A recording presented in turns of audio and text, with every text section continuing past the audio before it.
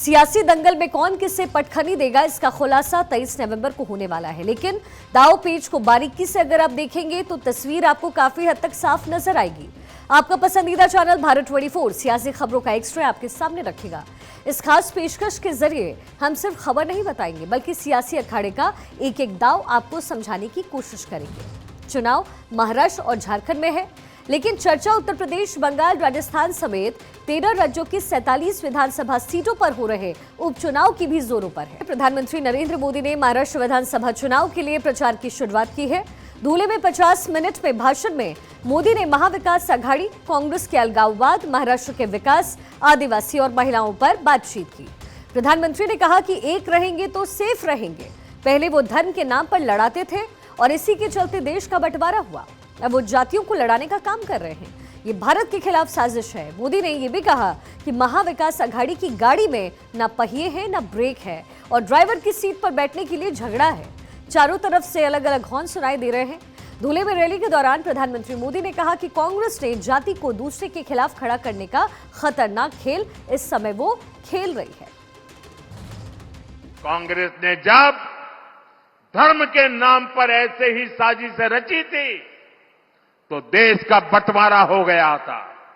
अब Congress SC, ST, OBC समाज की एक जाति को दूसरे के खिलाफ खड़ा कर रही है। भारत के खिलाफ इससे बड़ी साजिश कोई और नहीं हो सकती। आप मुझे बताइए, आदिवासी जब एकजुट रहेगा तो उसकी ताकत बढ़ेगी कि नहीं बढ़ेगी? ताकत बढ़ेगी कि नहीं बढ़ेगी? अलग अलग जातियों में टूटने से आप सोचिए कमजोर हो जाएंगे कि नहीं हो जाएंगे। इसलिए मैं कहता हूं, एक है तो सेफ है, एक है तो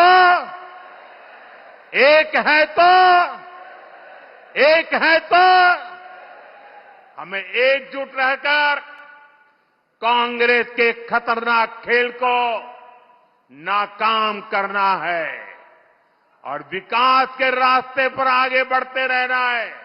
महाअघाड़ी की गाड़ी में वैसे भी ना पहिए हैं, ना ब्रेक है और ड्राइवर की सीट पर बैठने के लिए भी झगड़ा हो रहा है और चारों तरफ से भांति भांति के हॉर्न सुनाई दे रहे हैं। हम जैसे लोग जनता को ईश्वर का रूप मानते हैं, जनता की सेवा के लिए राजनीति में आए हैं।